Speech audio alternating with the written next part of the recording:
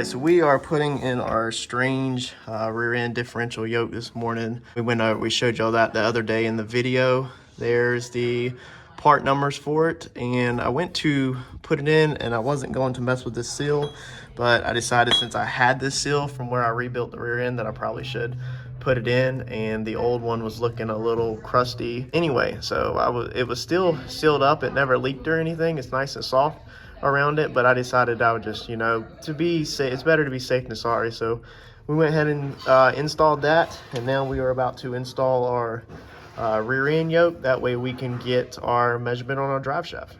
Here's our seal. You can see it a little better on the bench. It was just dirty. That's all it was, just nasty, old, and like I said, it's still flexible. You can see right there, it's still flexible, but I figured, why not just go ahead and replace it. I had bought a kit originally before I started YouTubing where we did all the spool in the rear end. The rear end does have a spool. I think it's 410s or 411s, Moser, axle, I think they're 35 splines. So, I mean, it's full built 8.8 rear end. It's just we never took the pinion off. So we didn't take the pinion out of it, and I needed to change the yoke. So this was the factory one, from the Ford Explorer. And then this stumped me for a second, but I shot Mike a message this morning and asked him what he thought this was, because it wouldn't fit on the strange yoke. And he said it's just a dust shield. And you can see whenever you actually get it out in the light, that's all it is. It's just a dust shield. So it's not important. He said unless I plan to four-wheel drive my vehicle, that it doesn't matter. And you can even see right there, now that it's out, that the seal is right here where my thumbnail is, and it don't even touch the seal. So it was stumping me for a second because I thought I needed it, but come to find out it's just a dust shield, so you don't need it. So all this is pretty much trash. Nobody really wants that thing. The thing's not worth anything. I guess you could build something out of it, but that's pretty much gonna be trash. To tighten this bad boy down, it calls for 160 foot-pounds, but all I have is 150 on this one. This is a Harbor Freight one, and I set it at 130. I always like to creep up and make sure that it's working, to hear it click, and I couldn't even get 130 out of it. I mean, I wasn't super struggling, but I was definitely tired feeling it laying on the ground. So 130 is enough where it got the slop out of it, where you don't have no pay. And I didn't hit 130. But whatever it's at now is enough that it has no play. It's really tight. So it's all the way in. If it moves anymore, it might be a 16th. I don't think it's gonna move at all, honestly, because it has zero play. So I think it's tight enough for now to get the drive shaft measurement. When we put it on the lift at the shop to do the transmission, I just put a note in my phone of the final to-do list and stuff to do, is that we need to put 160 foot-pounds of torque on that pinion nut whenever we pull the transmission and all that out. So I'm gonna measure this thing and then get on eBay and see if I can find a used one. So we also got in from Motion Raceworks our rear end sensor, or rear drive shaft sensor. This goes on our rear end. This is the bracket that goes to the rear end. I gotta find a bolt real fast this morning and bolt that on. I'm guessing I'm gonna go back under the car and work. And this is your speed sensor that goes around your yoke. Pretty sure this goes around the yoke. So you just put this on, it just bolts on. Has Allen heads that go through it and bolts on. I'm sure most of y'all know what that is. Remember the part numbers. This is for the 8.8 again. There's that one, and this is for the strange rear yoke that I'm using. Got our panel cut out yesterday, our patch panel for our firewall, where we cut our firewall out down there. So I laid it out there. Basically, I put it in the car's firewall and then went from inside the car and traced it out. So this is the flange, the overlap that I have to work with. So it's enough to get some nut certs in. So what I plan to do is nut cert it, actually drill it into this one. So let's see here, the car's like this. So this will be nut certed, this piece, and it'll through bolt inside the car into the panel. So it'll screw inwards, but the panel will be on the outside of the car. That way you can take the bolts out from the inside of the car and not have to do it from the engine bay, but yet this will still overlap all of our cut firewall right here. That way it's a nice round edge, and I'm gonna paint this thing this week after we get done with it. Take some aluminum 90, I think, on here is the thoughts right now, and I'm gonna put some aluminum 90 across it to create it, where basically where it comes up. And we'll take this aluminum 90 and we'll weld it. Might do something smaller, I don't know. This is just a piece I got laying around. Basically we'll weld it to the the patch panel like this, Okay, so we'll weld some across it. That way we can take a carbon panel and nut start it to this. And then on the carbon panel, we're gonna have, I think right now is the plans, is to have a couple of these hot and negative boards. So I ordered these to make all your connection. So these will be what we use to make all of our connection. You know, this is all hots. And then the black one here would be all your negatives. John used the ones on Randy's car that were like, they were round, had a big stud in the center, and then a ton of little bolts around it, little screws around it. He said this helps when you're tying in all of your inputs and outputs. So they all are getting your 5-volt reference. You can basically, I'm guessing, just pull it in here, get main power, and then it feeds all of these off instead of having to individually run power to them. That's what I'm guessing he's talking about. You know, I'm not really, haven't grasped that yet, haven't spoken to him about it. I just know that I like the way this one looked a little better than, you know, the round one. So I'm thinking we'll take that carbon panel I took off from underneath the dash. I did have the, whatchamacallit, fuse block on it. So we'll probably cut this down or find a smaller one. And basically mount this one on where it's got some spacing underneath it. And then we'll put these on here. Nice and neat, you know, and if we need to mount anything else on there, we will. It's a shame that this panel wasn't big enough to make the patch panel out of, but yeah. And then the carbon will nut cert to the aluminum 90s, and that way you can unbolt the carbon and bring it down to your floor area so you can work on it, but then you can fold it back up and screw it back to the firewall basically. Anything else I need to maybe mount with wiring, I can mount up there. So that's the plans with all of that. It's kind of build, you know, that where it's tucked up out of the way. And it's nice because you can do all of your work pretty much on the bench right here with this piece, you know, once you get the holes drilled. And then, you know, you can pull it down. So it's not like you're leaning in there working on the firewall. If you ever need to take the carbon panel down, it'll literally just come off the firewall, you know, and pull down to the floor.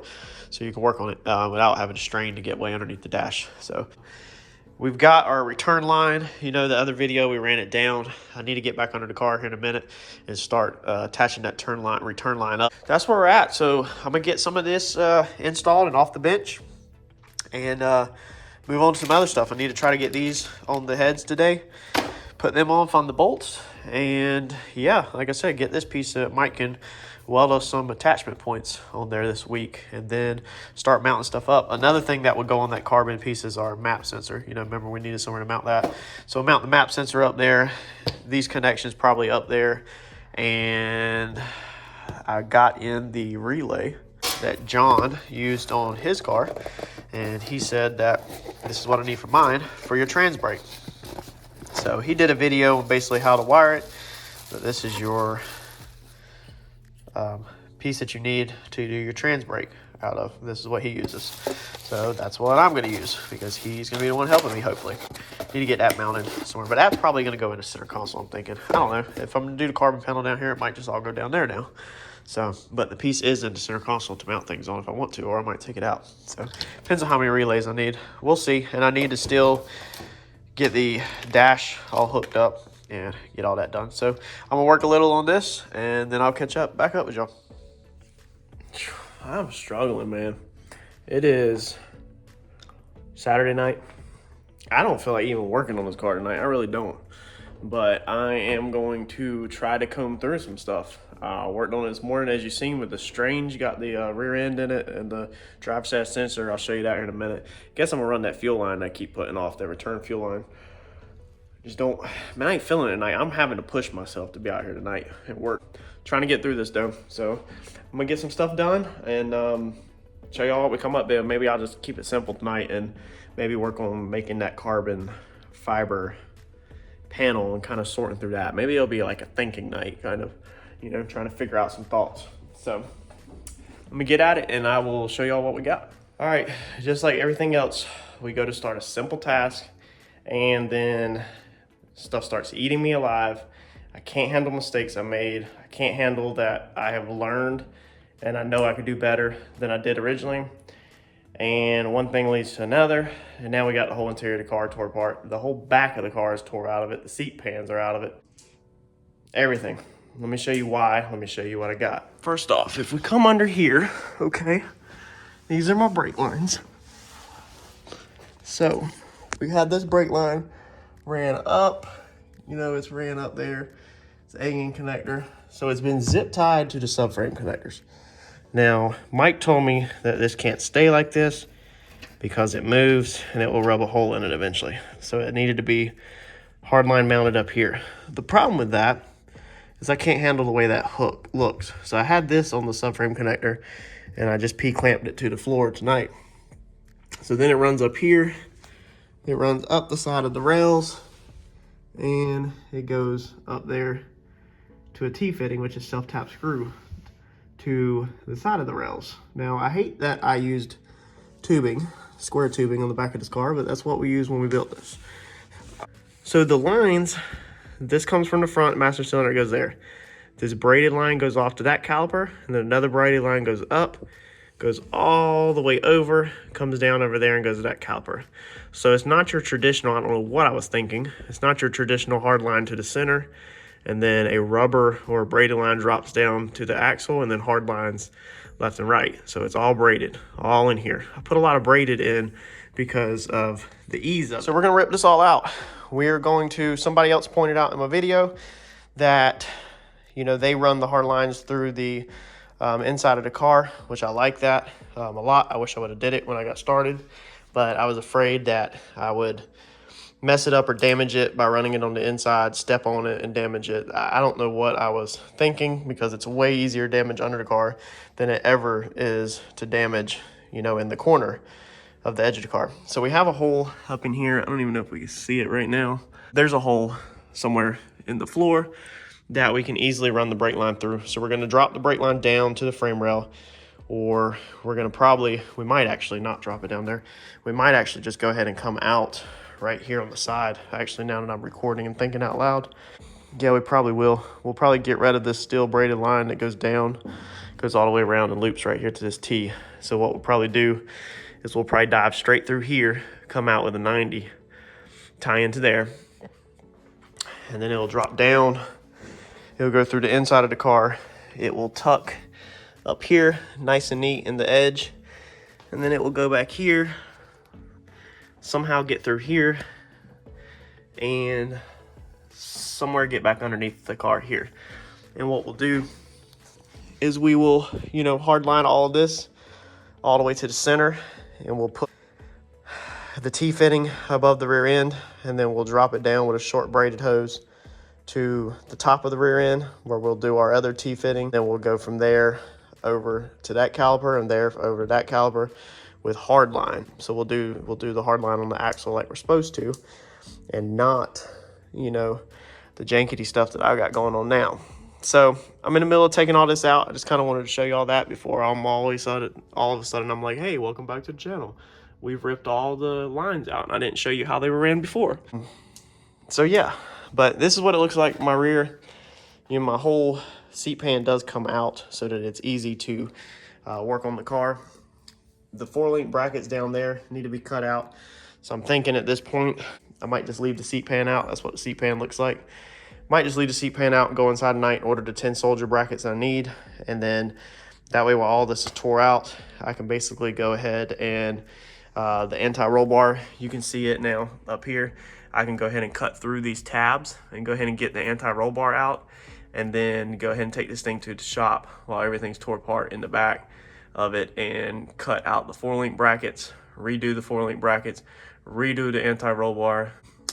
Maybe by then, by the time it's ready to go shop, maybe we'll have a torque converter. We can go ahead and do torque converter all at once. Maybe it'll sit at the shop for a whole weekend. So just opened up a can of worms.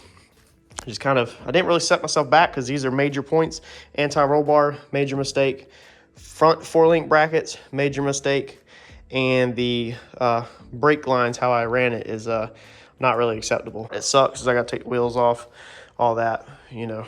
That's, I just, man, it's just whatever. But it's just like, you know, you might as well stop, and we might as well go ahead and fix this stuff before we start running wires, because we're going to be running wires back here to shock sensors, mounting wires on little tabs, and then that's the last thing you want to do is try to put wires away so that you can weld and cut and all that, and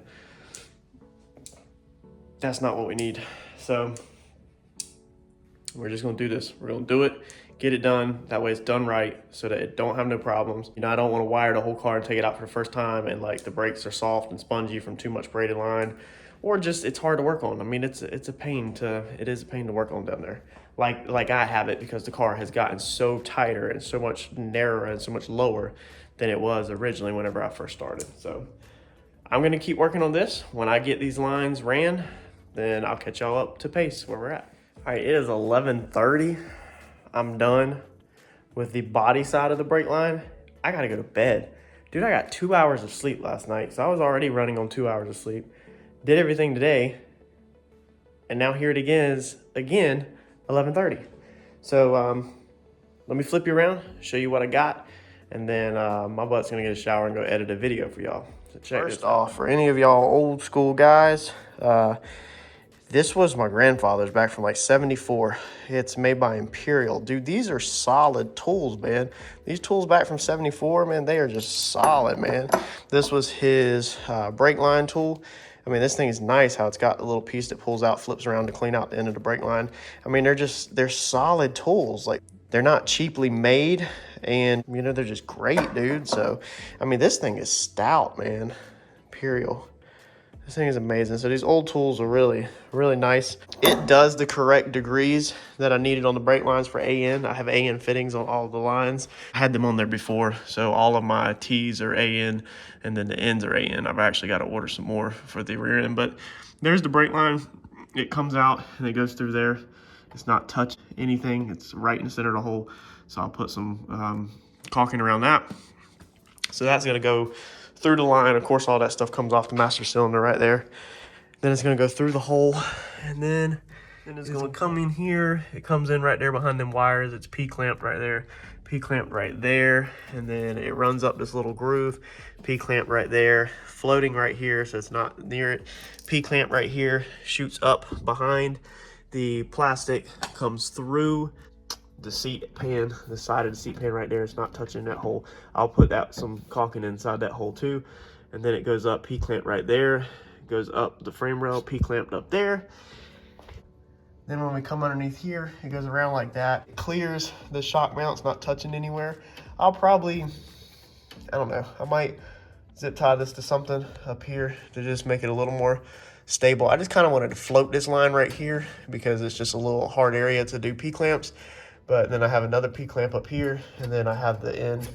You know, the end is just sitting right here waiting for the junction. So what will happen here is I'll screw in a braided line off of here, a flexible line, and then that will go to the top of the rear end, and then the rear end will have a T that sits on top of it, hard line that way. I'm thinking hard line that way, just from the factory. So that worked out amazing. You know, that worked out great. I was able to clean that all up. I'm a lot happier with that. I can sleep at night now knowing that there's not hard line running underneath the car, zip tied all up. It's just less clutter under the car. Brake line's gonna be nice and clean, all inside the carpet now and out of the way. I mean, it's gonna look 100 times better overall. And then it also allowed me up here, we had this big brake line right here under the car. So this long one, it originally went from right here, and then it went like up, over, around, down there. So we were able to eliminate a whole braided stainless, you know, line, have actually less line in the system, and it be shorter, cleaner, nicer, everything. So I'm happy. I'm glad I went ahead and spent the night changing the brake line, because the intention was to get underneath there, run the -8 AN return fuel line, and I was running it right there where the brake line was at, and it was just really bothering me, really eating me up. I laid there, stared at it. I stared at the junction in the back, and I was just like, dude, I was like, this blows. I was like, if I ever have to mess with that T-fitting way up there, it's gonna be a pain to get to. I was like, it's just not right. I was like, there's the braided line that ran left to right in the rear was right inside the anti-roll bar brackets, so it was going to be in the way of cutting stuff out, kind of. I was like, dude, it's not cool. So, and this is going to allow, like I said, on the rear end to get rid of, we went from like, let's say 5 feet of, you know, stainless braided line to now there's going to be 1 foot. Everything else will be hard lined. So not really looking forward to making the hard line on the rear axle with the axle in the vehicle, but it is what it is, right, y'all? So I've got to order some other fittings for the actual axle. I got to figure out this one has like banjo bolts in the rear end. These are the factory brake calipers, actually off of like a 97 Explorer. I upgraded the rotors, but I just left the factory calipers in the back. So I need to figure out how to get that on there. I got to figure that connection out. My mind's drawing a blank right now. Anyway, it's late. I'm gonna wrap this up. I'll catch you on the next one. Like, comment, subscribe, share, and I'll see y'all later.